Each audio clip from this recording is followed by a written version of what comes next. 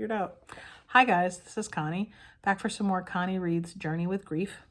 I hope that after the last video, you took some time off camera to just breathe, watch cat videos, find some way to give yourself some space, much needed space. So we are on chapter 5, Grieving Roadblocks. As I previously stated, there is a choice attached to the grieving process to enter in, not in order to get through it, but to honestly open to your feelings and experiences. This prospect may understandably cause a twinge of resistance, maybe more than a twinge, and an uneasiness about the path ahead. If you've already committed to the journey, you can skip this chapter. But if this reluctance is even mildly present, please consider the following list of possible characteristics that may apply to you. Reasons you may be reluctant to really experience your grief. And there are bullet points. So here we go. Bullet. Upbringing. Having be taught to ignore or hide negative feelings, to focus on the positive, to be happy. Next bullet. Unhealthy view of emotions. A view that says there's no place for anger or other negative emotions, especially regarding God. Next bullet. Fear of losing control of one's emotional self. Next bullet. Fear of pain. Next bullet. Misunderstanding about what God desires from and for us. Next bullet. Expectations of others. Next bullet, lack of support from church community. Next bullet, fear of where grief will lead. Final bullet, desire to be a, quote, good Christian witness.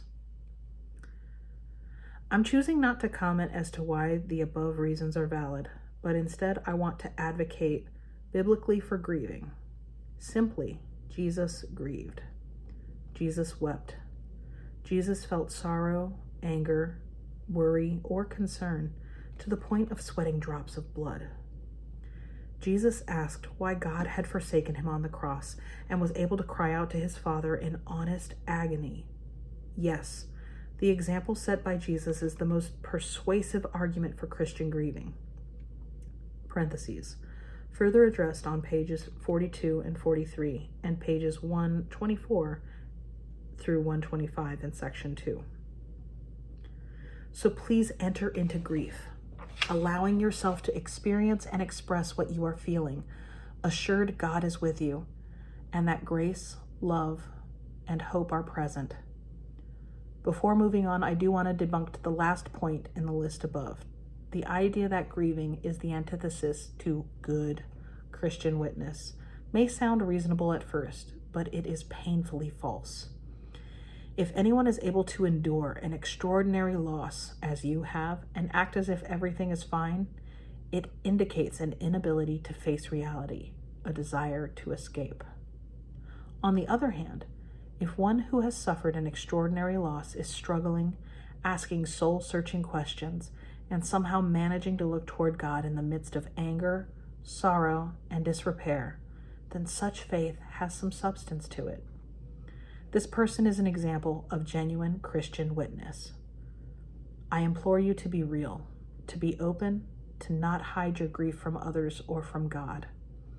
Turn to God with all you are feeling, all you are dealing with, your questions, your anger, your pain.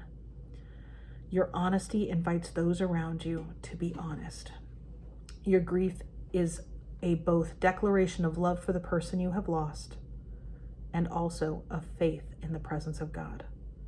Felt or not, God is with you. Quote, I believe, help me in my unbelief, unquote. Isaiah 40:31.